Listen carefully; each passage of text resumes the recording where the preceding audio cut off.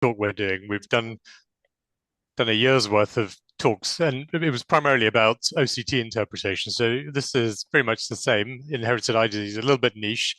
Um, I do an inherited eye disease clinic at St Thomas's once a week, and then I do the National Bardet-Biedl syndrome clinic as well. So we're not really going to talk about Bardet-Biedl syndrome, but it's more about recognizing features on OCT. The key is always younger patients and bilateral symmetric disease. So the current thinking very much is that it's no longer acceptable just to label a genetic eye disease as, oh, this is Stargardt, or oh, this is Best's disease, and off you go. So we are in an era of molecular diagnostics and therapeutics. Okay, there's only one approved gene therapy available, but there's plenty more in the pipeline, and so the landscape is changing.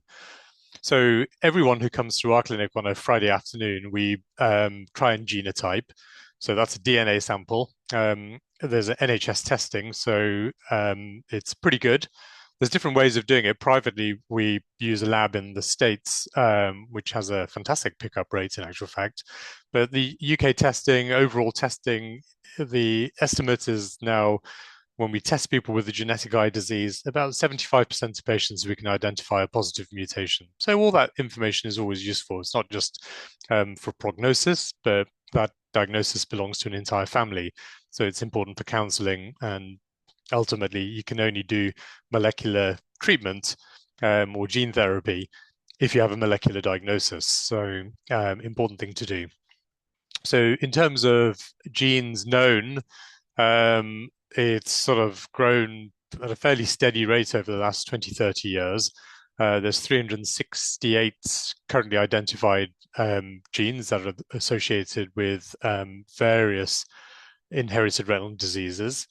Whilst that sounds like a daunting number, in actual fact, something like 75% are accounted for just by 20 genes. So there's only a few important ones that are known. In terms of the diseases, in terms of the spectrum of disease in inherited eye disease, this is sort of largely broken down into photoreceptor and outer retinal disease, macular diseases, and then this sort of group of third order um, changes, the choroidopathies, retinoschisis, etc. And then the key sort of differentiating features are: is it syndromic, meaning the disease is an association with other systemic problems, or is it an isolated retinal finding? Well, we're finding more and more there's an overlap. So as I mentioned, I do the National Bardet-Biedl syndrome clinic, which is a sort of relatively commonly represented. It's in the top 20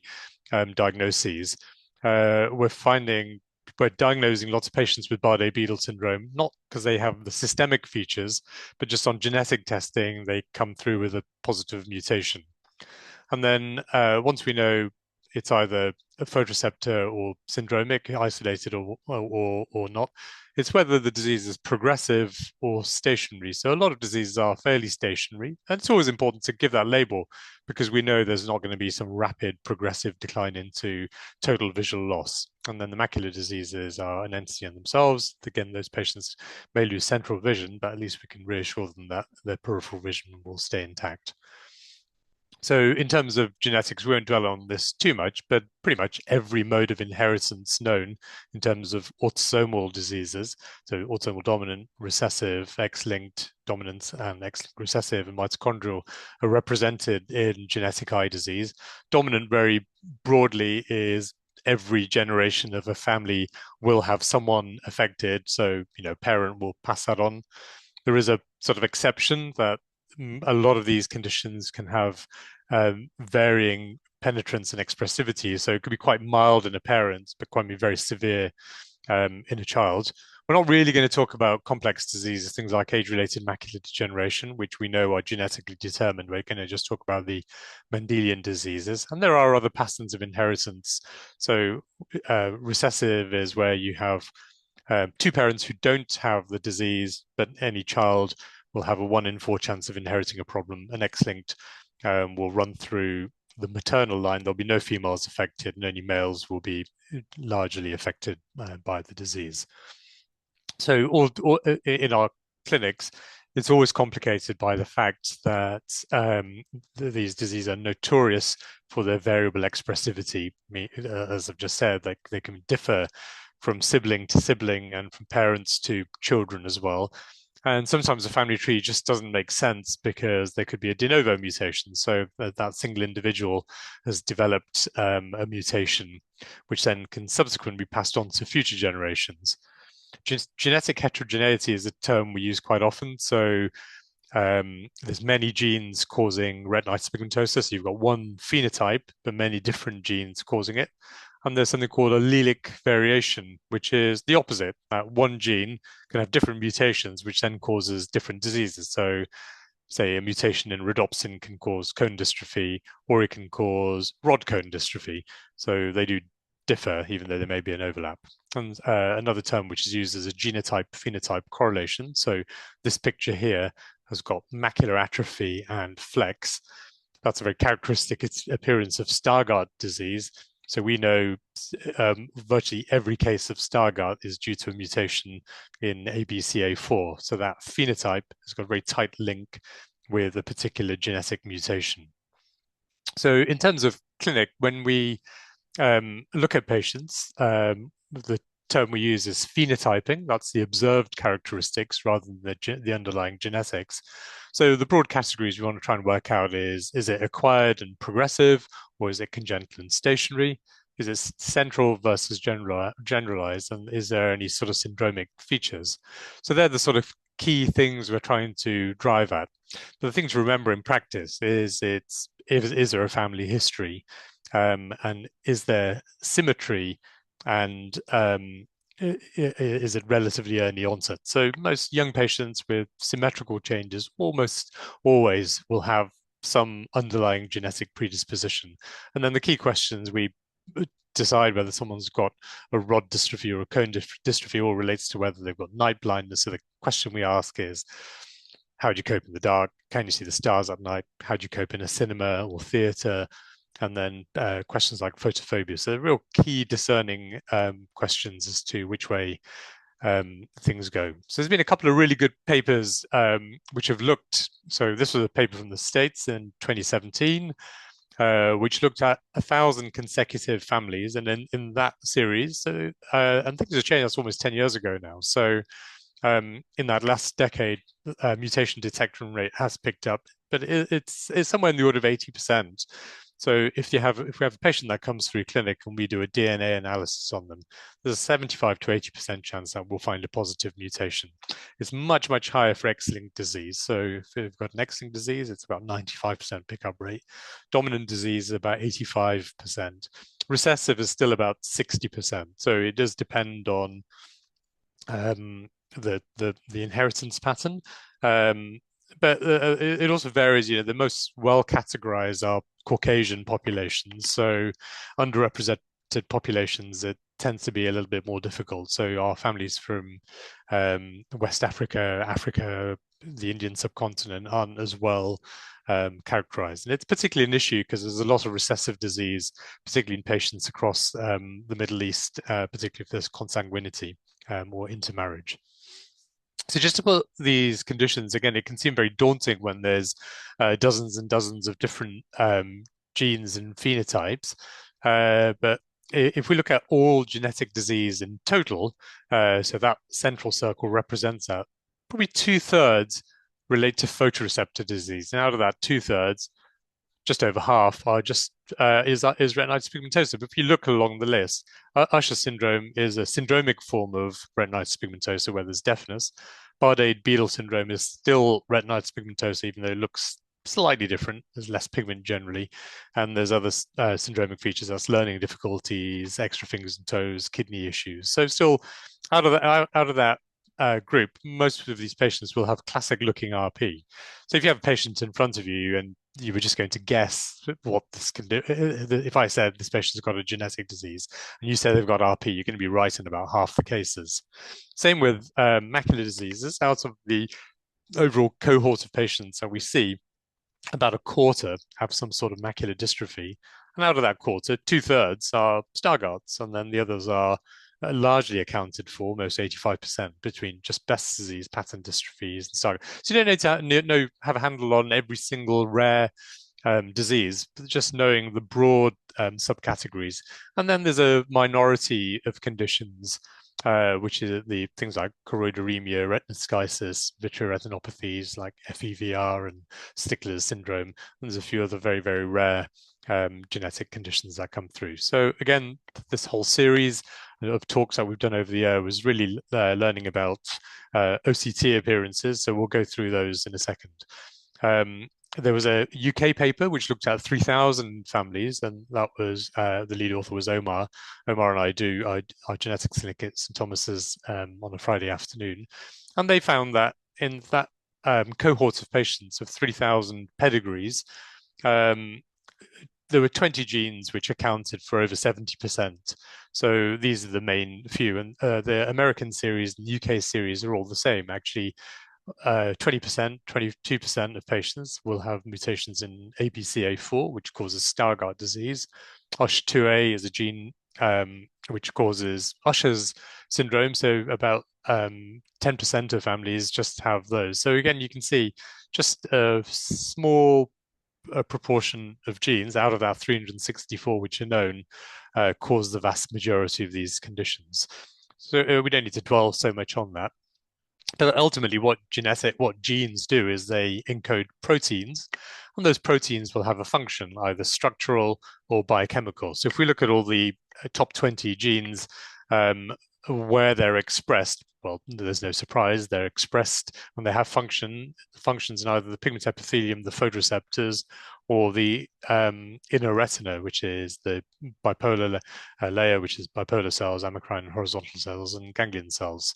So all these genes make a protein. That protein has either a structural role, meaning it encodes the photoreceptors and makes the photoreceptor discs or the connecting cilium, or it has a biochemical role, such as encoding for one of the numerous cascade of proteins involved in phototransduction. So, well, the diagnosis at the top says no prizes for guessing here. There's a young-ish patient. This gentleman was in his 20s.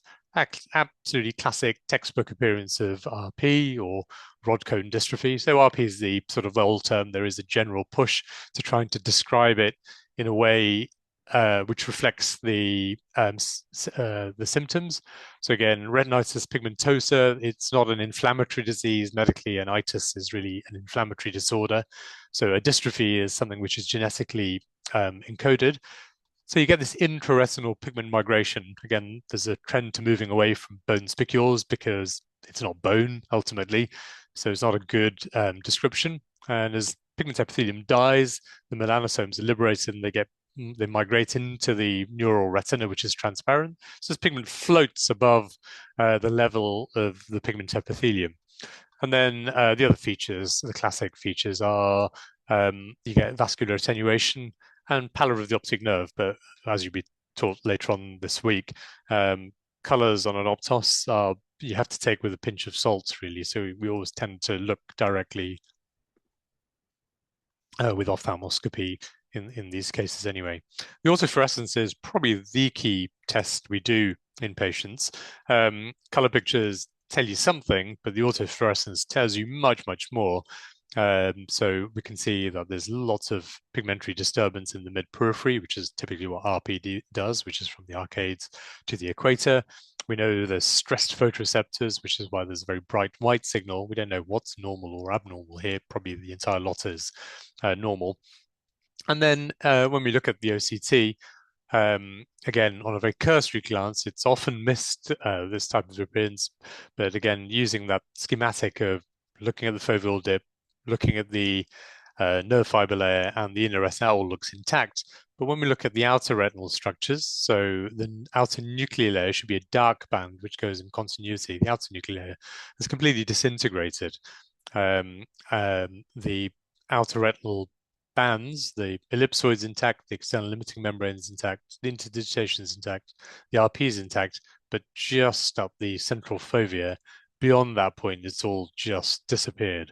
So this patient's primarily got a rod dystrophy because there's cones only up the fovea.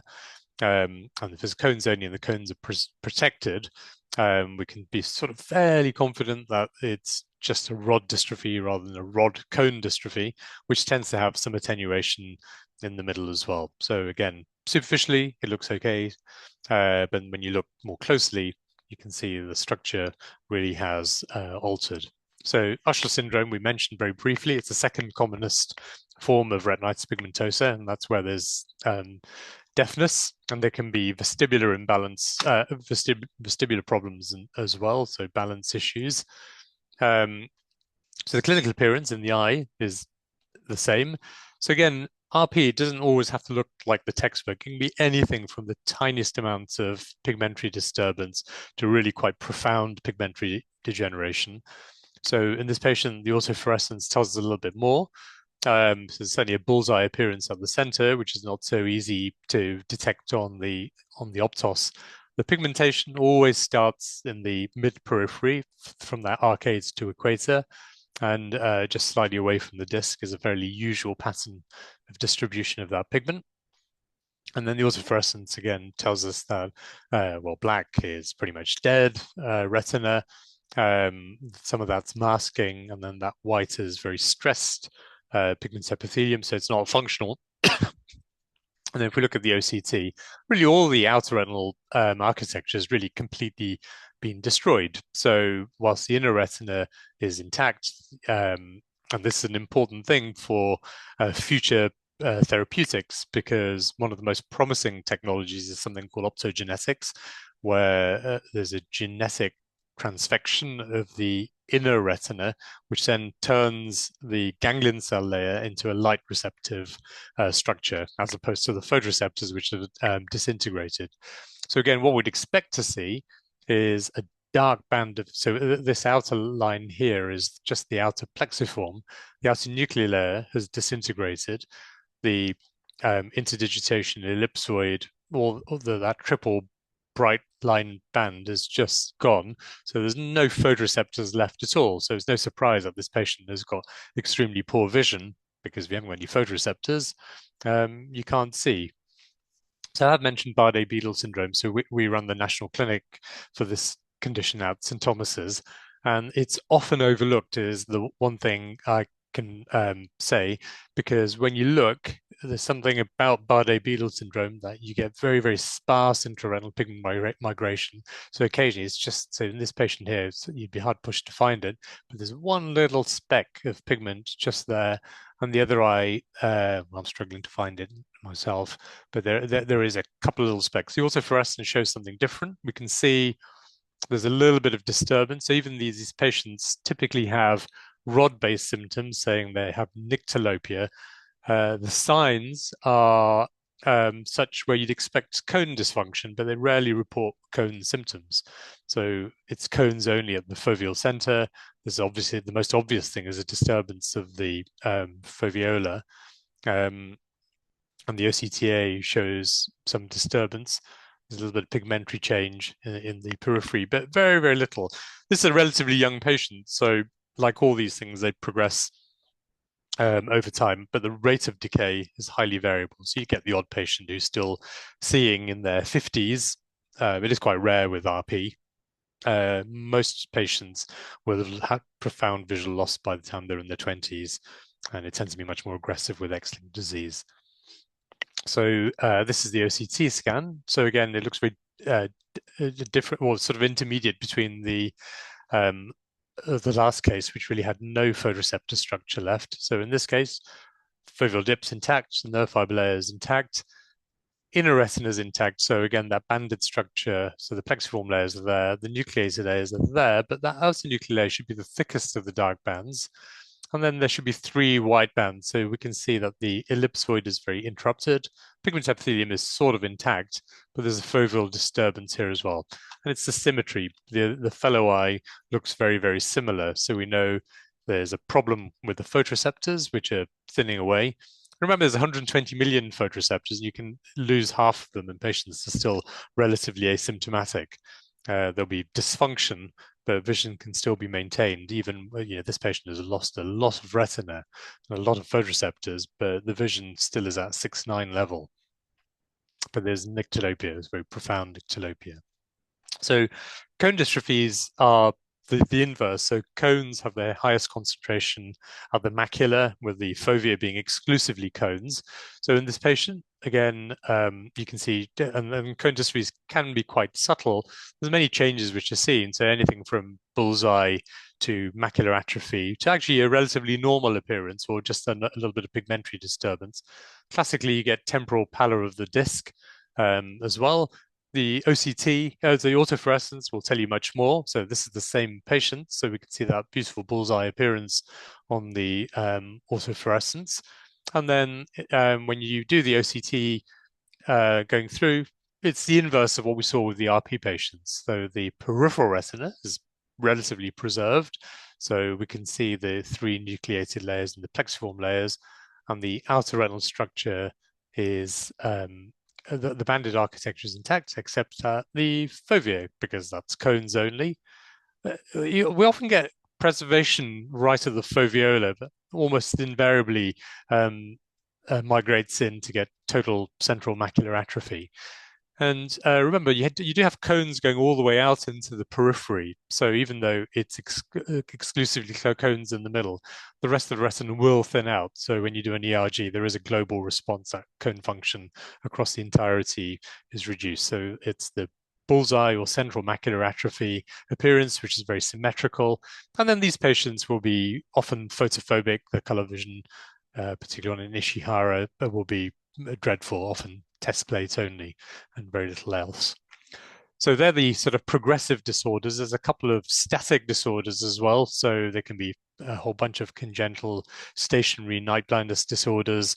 But Leber's congenital amaurosis, which you may not have heard of, is a very, very profound cause of vision loss from infancy. So by definition, you have to have a totally flat ERG, meaning there's no photoreceptor function. And it can be very variable. So right at the beginning, we mentioned that there is a gene therapy for one subform of Leber's amaurosis. So one of the genes implicated, the one gene I suppose everyone needs to know, is RPE65. You only know about it if you've done genetic testing for it. RPE65 mutations rarely cause this sort of profound change at the back of the eye. These severe phenotypes are usually caused by other genes, but there are therapies being developed for other conditions. So there'll be no prizes for guessing, and the vision in this eye these eyes are extremely poor. But these are infancy, so these will be picked up really from birth. So classically, there's roving eye movements. There's really no visual development or behavior. And then, not surprisingly, the autofluorescence image is, well, it's just dead everywhere. And then the retina, or the back of the eye, is often extremely malformed. So coloboma is the wrong term, caldera, or severe deformation or excavation of the back of the eye. And then you can see the retinal architecture. It's just a sort of gliotic mass with no recognizable retinal architecture or structure. There's some sort of rudimentary structure there, but ultimately everything's pretty much destroyed or never developed in the first place. You may be familiar with achromatopsia, which is sort of regarded as a really extremely severe dysfunction syndrome because it's static. It's rod monochromatism, so you've got no functioning cones. So the retina will look pretty much normal in this situation, but obviously there's no color perception. The OCT shows some subtle irregularities. These are just floaters, but there's a little speck in the middle. Obviously, if you've got rods which are still working, there's rods across the entirety of the retina, except at the absolute center of the fovea. So what you see in a chromatopsia, and again, it's not about the diagnosis, it's just recognizing patterns of irregularity on the OCT scan. So in this patient, largely things are intact in terms of the banded architecture, but outer nuclear layer is thinned out and attenuated. The ellipsoid is a little bit attenuated as well, because this is the macula, and then this patient has got no cones. But these are the rods that are there. And right at the center, there's often this little cavitary defect. So it does look very different to a cone dystrophy. And these patients are static, so the vision doesn't change as the years go by. So that's largely the photoreceptor dystrophies. So again, the broad distinction is syndromic, non-syndromic, static, or progressive.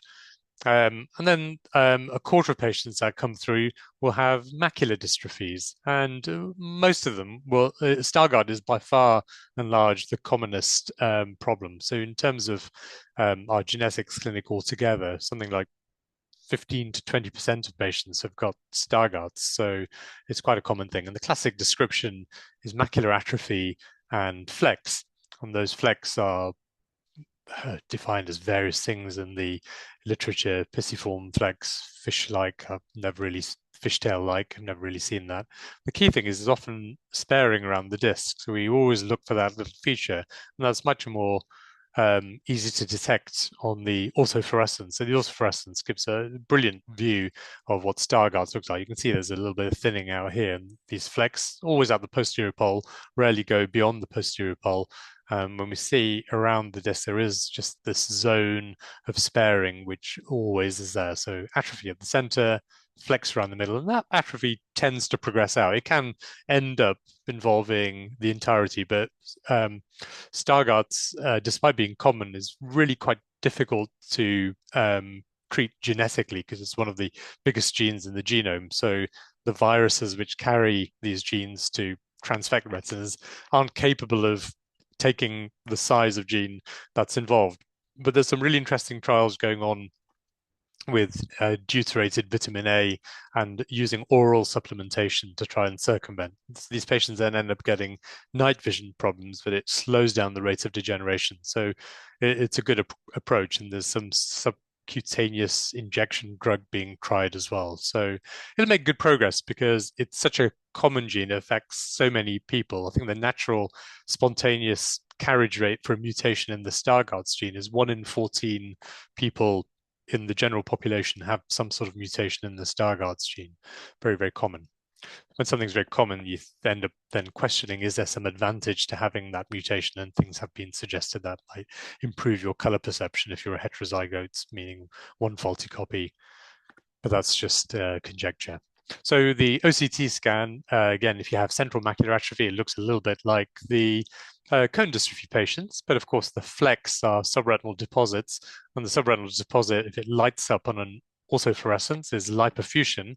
Lipofuscin is a vitamin A metabolite, and it's in the subretinal space. So we see these little globules, which then eventually become atrophic. So these things, it's a dynamic thing. They accumulate, then they involute, leaving a patch of atrophy, which is why the atrophy eventually ends up spreading out, but rarely beyond the vascular arcades. It's very, very localized. So again, it's the symmetry, almost always symmetrical. Very rare to get asymmetry in these conditions. Fundus flavimaculatus is at the just other end of the, so Stargardt's classically is macular atrophy and flecks.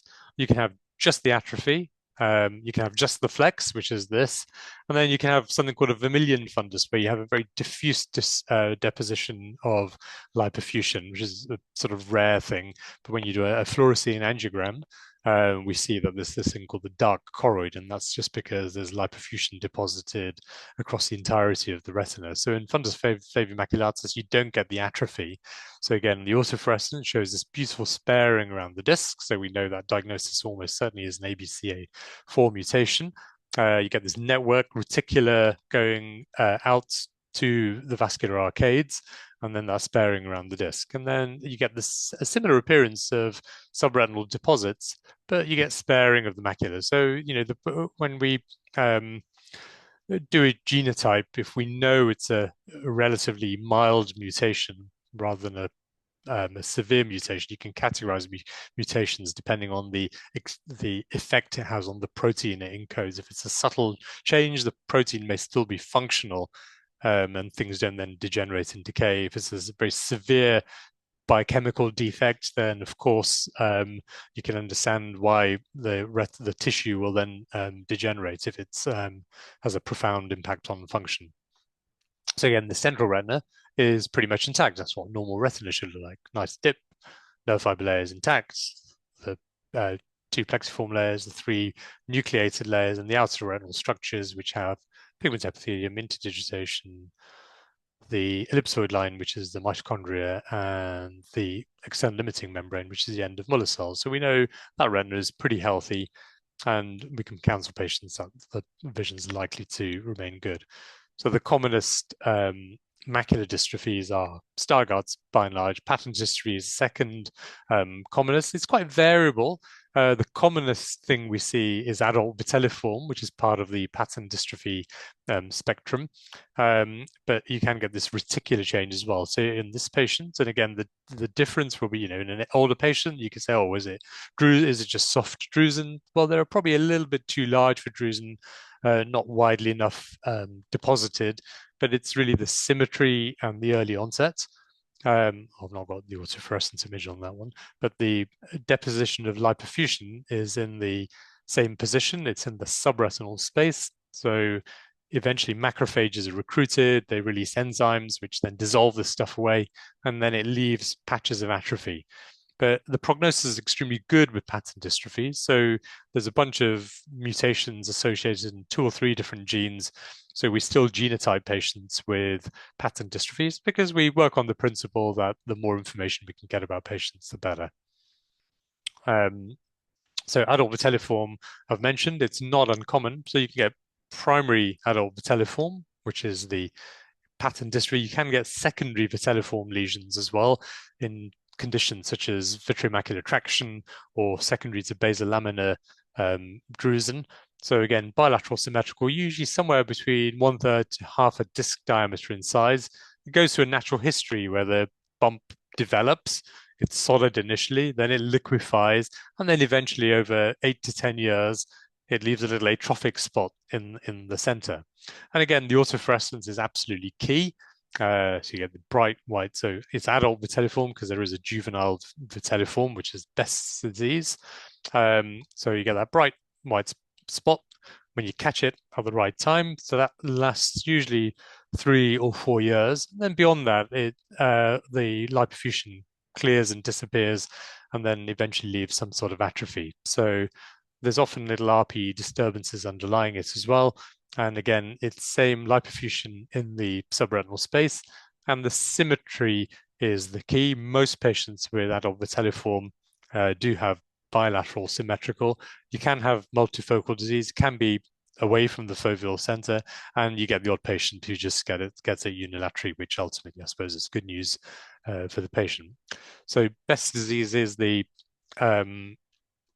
early onset, slightly more aggressive version of the same thing. Best is notorious for being very variable between family members. So Stargardt's is out of the macular dystrophies is the only recessively inherited one. All the other macular dystrophies are dominant. So there's usually a family history, or if there isn't a family history, you look carefully in the parents if they're around to examine, because you may see subtle changes in the parents as well. So there is that classic sequence in Best's where you get the vitelliform lesion, then it becomes vitelli-eruptive, where it gets a scrambled egg or pseudo-hypopian appearance, and then eventually atrophic, and the odd patient gets secondary choroidal neovascularization as well. And we treat those patients. They have a good outcome with anti-VEGF injection therapy. So do refer these patients in if you see anyone. Don't disregard that diagnosis, even though it may have been made historically. If they've not got a molecular genetic diagnosis, that's important because, again, there is work that's going on for Best's disease patients with gene therapies. And then we always tell these patients not to take vitamin A supplements as well, because that seems to accelerate the progression of the condition. So that's the autofluorescence. So it lights up beautifully. This was a child who seemed to have an atrophic lesion at the center of the right eye. And then that OCT shows a very discrete subretinal scar. So it was probably a choroidal neovascular membrane. This was a 12-year-old. And then the left eye has gone through that solid vitelliform stage that we saw for the adult vitelliforms. It then becomes liquefied. So there looks like there's a little cavitary defect. Lower down here, there was probably still some solid, or that's the pseudo-hypopian stage in that eye. Um, yeah, and then going on, there's numerous other macular dystrophies. Again, you don't need to know the entity or the gene particularly, but just look for that symmetry. So again, superficially, it could resemble that Best's patients, but these are North Carolinas tend to be static. We've got a fair old collection in our clinic, and there's sort of three groups. Group one patients just have something that looks very much like drusen. Group two is where they become confluent. And group three is where they have this excavation at the back of the eye. So again, the autofluorescence is very, very helpful. If there's excavation or atrophy or really non-existent pigment epithelium, it'll look black. And there's certainly abnormal pigment epithelial signal there. So those photoreceptors must be stressed. The OCT scan, well, that looks like it's going through the optic nerve, but it's going through the center of the fovea. These patients often still maintain visual function, which is difficult to understand how someone like this can still have 618, 624 vision, but there's probably some sort of eccentric fixation. The other eye looks like there's little bits of atrophy. So even though you see lots of drusen type changes, little discrete circular lesions, often they're little defects in the pigment epithelium, which is what we think is going on here as well. Different defect in the pigment epithelium, so then nothing formed properly in the back of the eye. So, Sorsby is another what's lumped within the macular dystrophies. It's a model for early onset macular degeneration because patients in their 30s and 40s get drusen, cuticular drusen, these little fine things. They also often have nyctalopia, night blindness as well, and they get early onset quite aggressive choroidal neovascularization. But we can keep these patients very stable with regular anti-VEGF injections. So this patient was only in her 30s. We can see on the autofluorescence, actually not a huge amount. We can see that disturbance where the drusen are, but there's obviously something going on here with an increased autofluorescence signal and something going on there. But when we do the OCT scan, we can see a great big choroidal neovascular complex or macular neovascularization. And very importantly, in Sorsby, there's a key clinical sign, which is Bruch's membrane is abnormally thickened. So pseudoxanthoma elasticum and Sorsby are two classic conditions where you see very, very thickened Bruch's membrane. So you can see subretinal fluid and subretinal highly reflectile material there. So this is an active and aggressive neovascular complex in I think she was 32 when we started treating her. And then she's got macular neovascularization in this eye, but it's non-exudative. So we watch that space. If it starts leaking, which it inevitably will, or if it bleeds, and it ends up, the classic name is Sorsby pseudo-inflammatory macular dystrophy, because it ends up becoming very rapidly destructive. But we've got patients who've been injecting for 10 years who've still kept 6/6 vision. And then these patients would be perfect for the gene therapies like RGX-314, which is really just introducing the molecular machinery to then just create a factory inside the eye for generating aflibercept. So that drug is in beyond phase 3 clinical trials. So it's likely to get approved in the US probably later or probably early next year or the year after.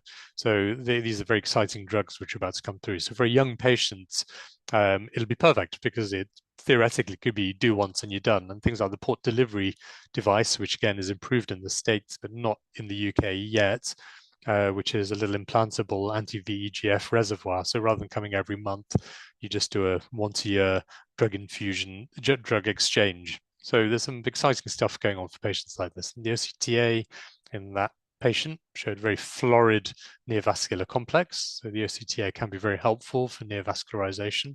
And then late Sorsby untreated can be very, very destructive.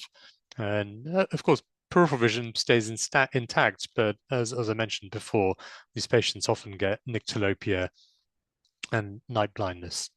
So Doyne's macular dystrophy, again, this is a patient in her 20s with very, very early onset drusen. So these are one of the classic early onset drusen disorders, also called honeycomb dystrophy, just because of that tightly packed cells. You always get drusen around the disc and nasal to the disc, and often linear streaks you can identify within. So you can see on this eye little streaks of radiating drusen going out. So the autofluorescence, again, bilateral, symmetrical. Her father was actually labeled as age-related macular degeneration because he'd never been seen in his, but almost certainly he would have had the same condition. So if you see the same patient in their 50s, you'd probably end up saying, well, it's really advanced stage-related drusen, because ultimately it's the same appearance. It's drusen, but there are differences. These patients get quite marked fibrous metaplasia and fibrosis in the subretinal space. Again, Brooks membrane is quite prominent here, and then that fluid is just because that fibrosis just acts as an impenetrable, impermeable barrier. So it just repels water. So sometimes it's very, very difficult to say because it's so scarred as to whether there's active neovascularization or not. So we do try anti-VEGF if there's any evidence of progression. But more often than not, it's really just a sort of slow decline to poor vision, sadly, which is often the way in the inherited eye disease clinic. So there are a few syndromic forms, and we see again a fair few of these coming through because we've got a huge diabetic screening population. So MID is maternally inherited diabetes and deafness. So this comes through the maternal line. So it's males who are affected, but females who are carriers. And the classic change is diabetes, which isn't generally doesn't fit the criteria of type 1 or type 2. So it's a sort of odd type of diabetes they get. There's often deafness. And then they get these areas of macular atrophy, which just look like geographic atrophy in AMD, but without the drusen. And then there's a bit of diabetic retinopathy here as well. But the condition classically is sort of protective against diabetic retinopathy. So again, it's the symmetry, which is key. We look out for this change in patients who have got odd diabetes. And some of the studies in the literature say 2% of diabetic patients have got some sort of mitochondrial variant causing their diabetes. I don't think that's really matched when we've looked at the numbers in our clinic. So the autofluorescence shows atrophy brilliantly. And then in the OCT scan, overlying the atrophy, well, you can see loss of the outer retinal architecture. So the pigment epithelium and the photoreceptor structure then disappears. Obviously, if you've got no pigment epithelium which nourishes the photoreceptors, then of course everything withers away, but the inner retina, of course, stays intact. I mean, there's a little bit of asymmetry here, but the overall appearance is that both eyes are affected with a similar sort of process. And again, these patients are typically in their late 30s, 40s, or early 50s. And AMD, of course, by definition, has to be over the age of 55. So another syndromic form is pseudoxanthoma elasticum. So these patients got macular change. The classic textbook change is angioid streaks and peau d'orange in the peripheral retina. But then, of course, they end up getting choroidal neovascularization. But there is a variant where these patients get a pattern dystrophy type appearance. So this patient's got atrophy, hasn't really has got some angioid streaks in there. That little line there is an angioid streak. It's not a blood vessel. But through angioid streaks, you get neovascularization and fibrosis. These patients do sometimes get a pattern dystrophy type change where they get radiating streaks and little white dots deposited at the back of the eye. So not everyone fits the textbook appearance and really quite profound macular disturbance. But ultimately, these patients end up with very destroyed retinas as well because it's usually untreated, progressive neovascularization. That was in the pre-anti-VEGF era. These days, we can keep patients reasonably well controlled and keep vision, but often the atrophy kicks in and then spreads. So again, going on. Retinoschisis is a X-linked disease, so we see it in young boys, but it's passed through the maternal line, so there's never really any, you shouldn't see any females affected with the condition. There is a carrier status in some of the X-linked conditions, and in retinoschisis, you can get, in the female carriers, you can get peripheral RPE changes. We do look at the mothers of these young boys when they come through, or young men. They get little schitic radiating spoke wheel type changes of the fovea, and the autofluorescence often shows very little initially, but eventually that macular cystoid ends up becoming atrophic with central atrophy type appearance. And then there's a very, very characteristic appearance on the OCT scan, where all the way across, typically the bipolar layer, rarely, less so in the inner retinal layers, you get these little cavitary defects. And that's because retinoschisin, the protein, is an intercell matrix binding protein. So holds, it's a glue that cements the retinal cells together. So if that glue or cement isn't there, then of course the cells fall apart a little bit. And then genetic testing is really effective. It's about 99% pickup rate in patients with retinoschisis. So again, it's important. There's things we do. We'd put these patients on dorzolamide. The cystoid in about half the patients settles on dorzolamide treatment, but then we're sort of monitoring them for peripheral detachments and breaks as well. The choroidopathies, choroideremias, these are all very, very rare. They're often talked about because there were lots of gene therapies. There's a very small gene, so it was one of the first things tried. The gene therapy trials didn't work. Some of the choroidopathies do have other nutritional interventions, so it is worth picking these up and accurately characterizing and phenotyping. So the autofluorescence, well, the retina looks terrible here. So it's a choroidopathy, so the choroidal circulation disappears, so then the pigment epithelium disappears, and then there's a sequence, and it's like toppling dominoes. The photoreceptors disappear as well. So that is just looking through to bare sclera rather than it being an increased signal. But this is a patient with lots of atrophy, with cystoid macular edema. There's a little bit of choroid left, but because it's a primarily choroidal process, really where there's the atrophy, you can see there's a complete lack of choroidal vasculature. It just all completely disappears away. So of course, then the retina or the photoreceptors disappear because they're nourished by the choroid. Of course, the retinal vasculature is still there, so the inner retina sort of stays, but it becomes atrophic and irregular as well. So gyrate atrophy is one of those.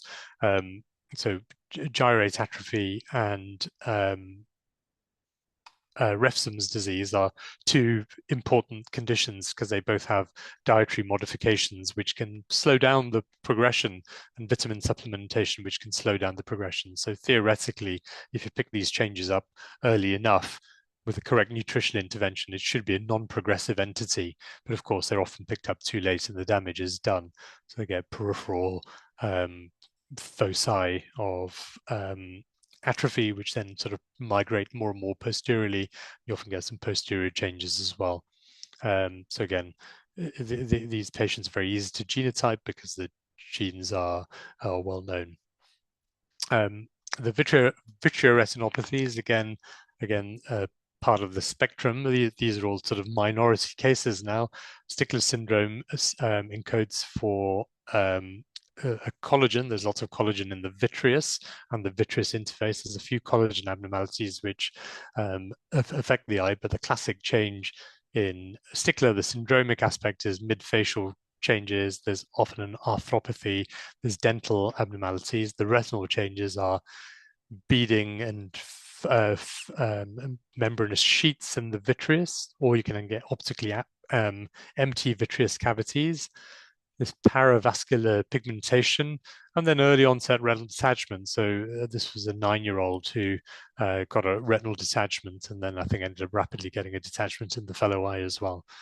But again, these are dominantly inherited sticklers, so there's usually family history, so there's not much of a diagnostic dilemma, but you get the odd de novo mutation where there's no family history prior. and they can be variable. So it could be quite subtle in the preceding generation. So there's no prizes for guessing that there's a massive retinal detachment there. The retina's completely floated and lifted off. But the fellow eye, really very little. I mean, it's very difficult to comment. You are supposed to get an optically empty vitreous. We can just see a little partial vitreous separation, which is unusual for a 9-year-old. But it does start happening by the time people are in their 20s.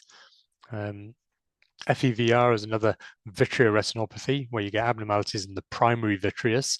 So often Cloquet's canal, there's Mittendorf-Burgmeister's papillae, but this is a failure of vasculogenesis. So the blood vessels don't form in the peripheral retina, but they do end up getting odd fibrotic areas in the peripheral retina. There's a total avascularity peripheral to that ridge, so it's identical to retinopathy of prematurity. So fibrosis, neovascularization, lack of vascularization peripherally. Often the fovea is malplaced. Often the patients are myopic as well. So when we did a fluorescein angiogram, it's a sort of anomalous vascular branching. So there's far more retinal vessel branches than you'd expect. It looks very, very vascularized. And then there's an abrupt termination. So the temporal retina hasn't got any retinal perfusion at all. So what ends up happening is new vessels grow because there's a border of ischemia. Those new vessels bleed or contract and fibrose. The peripheral retina is very thin because it's malformed, and that can induce regmatogenous breaks as well. So we watch these patients very carefully for complex retinal detachments, which can be either exudative, which respond to laser, or regmatogenous, which end up needing retinal detachment surgery. And these patients often have an ectopic fovea as well. So again, there can be subtle clues on the OCT scan that fovea is just a little further away than you expected from the position of the disc, which is just outside. So there's a few conditions, ROP, FEVR, which classically give foveal ectopia. Albinism, there's no prizes for guessing. That's obviously very severe albinism, most probably ocular cutaneous albinism. Ocular albinisms tend to have a little bit of pigmentation at the back of the eye, but there's a very characteristic OCT scan. Well, first, it's very difficult to do an OCT scan because these patients often have nystagmus, but they always have foveal hypoplasia. So there's no formed fovea in these patients. When we get a line scan through it, it's just completely flat all the way through. So you can find their null point, and then they can hold their eyes relatively still to get an OCT scan. So there's some genetically determined tumors. So there's tumor suppressor genes that we have. So von Hippel-Lindau, again, we have a VHL clinic at St. Thomas's. These patients get retinal hemangioblastomas. So in the peripheral retina, there's very prominent feeder vessels and draining vessels, and then these things can develop. But these can be endophytic, where they grow into the vitreous, exophytic, where they grow outwards, or sessile and flats, where they can be very, very difficult to pick up and look like neovascularization. But this is a life-threatening condition. These patients get cerebellar, spinal, brain, renal, various other issues, and liver, spleen, etc. So these patients, if you see a solitary hemangioma, we always work them up. That's a major diagnosis, again, dominantly inherited. So there's often a family history, but you can get de novo mutations. Not quite sure why we did an angiogram because it's bund or obvious there, but sometimes we do feeder vessel treatment to ablate that. It will take 3 or 4 sessions of laser. Well, the reason we did the laser is you can see there's a little patch of redness just there. So on the angiogram, you can see that that's a sessile tumor. So one's a very florid berry which has grown into the vitreous, but you can get these very flat areas of neovascularization. So sometimes we do PDT on those. So oops, gone too far forward. And the OCT scan going through that sessile tumor just shows a thickening, and then the OCTA would show that it's perfused, and then the peripheral one has got a vascular mass. And again, the OCTA would just show this is in the periphery, so the OCTA doesn't get out that far. You can get wide field imaging, but that it's leaking, so it's exudative. So that's starting to cause problems, and these patients end up with retinal detachments, vitreous hemorrhage, etc. So they are very amenable to treatment if laser doesn't work, PDT or transpupillary thermotherapy, and of course there's um, immunotherapy for VHL patients now. So they are starting to do immunotherapy for even retinal lesions, but mostly it's for the brain lesions, which are much more life-threatening. There's no CTA there, which shows a lot of flow in that sessile VHL vascular tumor. And then tuberous sclerosis is another tumor suppressor gene. You can get retinal astrocytic hamartomas. They have a very beautiful appearance on both autofluorescence, but on the OCT, when you go through them, they've got lots of that mulberry appearance, which you observe clinically, has got lots of little cavitary defects, and these often mobile, they move little crystalline deposits within. So that was an absolute whistle-stop tour through genetic eye disease. So common overall, 1 in 3,000 people have a genetically determined eye disease. That's a lot of people across the UK.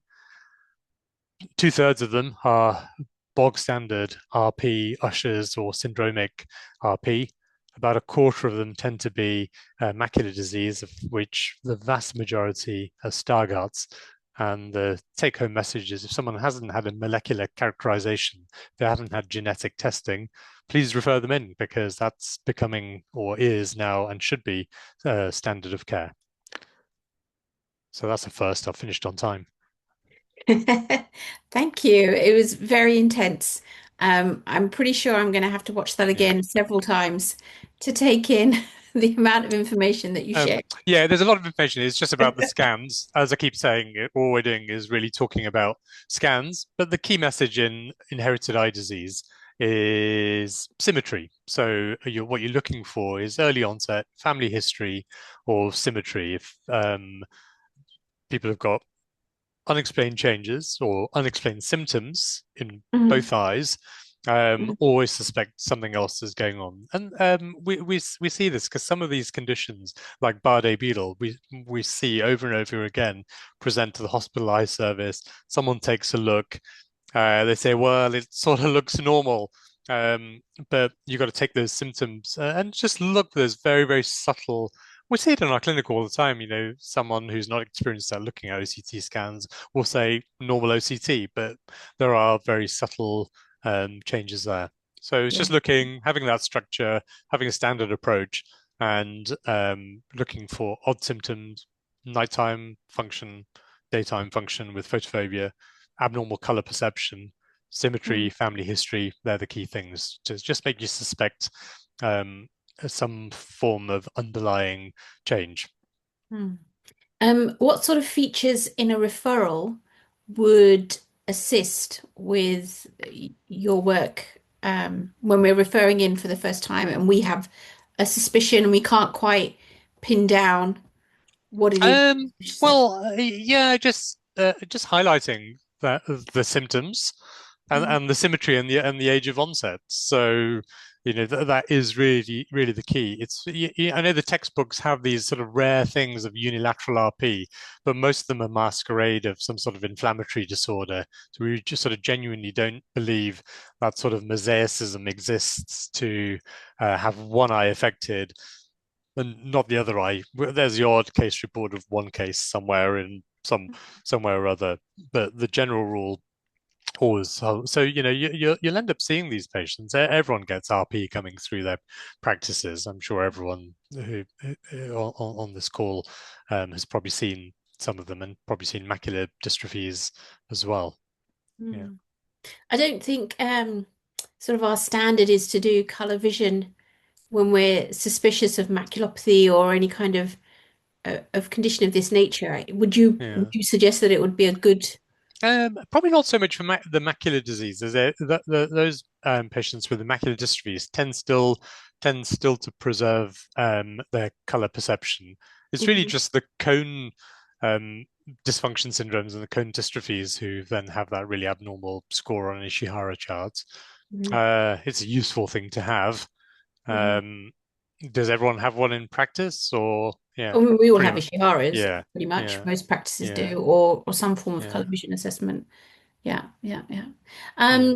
There was one more question I wanted to ask, and but while I'm asking the question, if I can open it up to our audience and say, if you have any questions, then please feel free to write it in the chat, or please feel free to take yourself off mute. We're very fortunate to have Mr. Mohammed here to answer our questions. We very rarely get a chance to tap into his extreme knowledge. The last question I wanted to ask while people are thinking about gathering their thoughts on questions is, if we have a patient who is asking questions about what's involved in gene therapy and asking what is it I'm going to experience when I'm at the hospital, what would we say to our patients? What should we be Um, saying to our patients? yeah. Well, realistically, gene therapy doesn't exist. There is one one gene therapy which is commercially available. So yeah, everyone comes through saying every patient we see, probably half of every clinic, half the patients will say, "I've seen this on." Well, Some, sometimes TikTok, sometimes YouTube or Instagram or whatever. And yeah, they're often asking about these stem cell therapy trials in Thailand and South America and Turkey, which seems to be the usual three countries that people come to us about. The gene therapy thing is, well, very specialized because most often, the only gene therapy available is for one rare subform of Leber's congenital amaurosis. yeah, So they are going to be in the hospital services, and it's a very there's only a few centers that are doing that. We have to refer everyone to Great Ormond Street. But having said that, we are involved with gene therapy trials at St Thomas's. So we were very recently did a AIPL1, which is a much more severe form of Leber's congenital, and had miraculous results. There's some YouTube videos on that of kids who are completely blind within a week of seeing again and riding tricycles or bicycles. Just mm, unbelievable, absolutely pull at the heartstrings. And then we're just about to start the Bardet-Biedl syndrome gene therapy trial. So I do the national clinic for that condition. So sometime this year we're going to be starting that. And then there are other things going on, photoreceptor transplant trials, which Robin Ali from King's is trying to involve us, Moorfields and King's in. Cone dystrophies are relatively rare, but it's a discussion really for the clinic, mm, because these patients then need to go on steroid agents because there's an immune response in the eye as well. yeah, The disappointing thing, as we were talking right at the beginning, is the yeah, results haven't been that great for £1 million drug. yeah, Um, but nonetheless, if it's a child that's blind and they can start seeing again, then it's worth doing. Well, that's the only commercially available gene therapy. There's about, gosh, 20, 30 gene therapy trials going on worldwide. mm. But the progress is painfully slow, sadly. Um, And are they all subretinal? Are they all injection based? The vast majority are. There's a few which is just start. They're mostly. A lot of the trials are now exploring the suprachoroidal space, Hmm. so and intravitreal therapy as well. Obviously, with a subretinal gene therapy, you deliver the viral vector to exactly where it's needed, which is in the subretinal space. But it seems to transfect at a lower level. There's pros and cons for every approach. With the intravitreal route, there's certainly advantages in the fact that it's much less invasive. The suprachoroidal space is the subject of a lot of interest at the moment, because some special cannulas have been designed where it's sort of minimally invasive. So they're trying steroids and anti-VEGF agents and gene therapies and various things in that space, which seems actually a really good compromise because it's much more longer lived, so it's not so short lived if as an intravitreal treatment. It's relatively non-immunogenic and it's pretty easily accessible as well. So But it very much is research in progress rather than real therapies. But there's a lot talked about it all the Mm. time on BBC News once a month from Moorfields News Reports, which is prematurely leaked to raise research funding and nothing more, really, sadly. Yeah, absolutely. There was a question in the chat saying which vitamins slow down gyrate dystrophy. Um, so uh, so gyrates. So the two key ones are refsums, which is phytanic acid. So they need a there's three main conditions. They're all rare. So there's something called Bassen-Kornsweig syndrome, which is a beta lipoproteinemia. They're very abnormal cholesterol levels. They can have vitamin A supplementation and cholesterol modification. That slows down the progression. There's refsums, which then get phytanic acid and vitamin B6 supplementation. So their diet is restricted in phytates. And then the gyrate atrophy have abnormalities in something called ornithine aminotransferase, which is a key biochemical enzyme. But so if their diet is modified, um, so you haven't got those ornithine metabolites, and so it's a metabolic medicine clinic who deal with that condition. Then their progression is slowed down. So it's not a vitamin supplement as such for gyrates, but it's dietary modification. But the key thing is that these patients shouldn't. Anyone who gets an abnormal autofluorescence signal. So all the Stargardt's Best disease, theoretically, you've got abnormal vitamin A metabolism. So it is thought to accelerate the process. So there's a whole bunch of research studies going on with deuterated vitamin A precursors, which seem to be protective towards Stargardt's, but it just seems to give patient night blindness as well. So that's good because it's an oral supplement. So you take a tablet once a day to slow down the rate of progression. Mm. So it does significantly slow down the rate of progression. At the moment, they think the side effects are possibly unacceptable to most, but they're sort of quite exciting results as well. Yeah, Yeah, it's an interesting field to be in at the moment, I guess. yeah, Lots of things yeah. on the horizon. Brilliant. Was there any other questions to from the audience?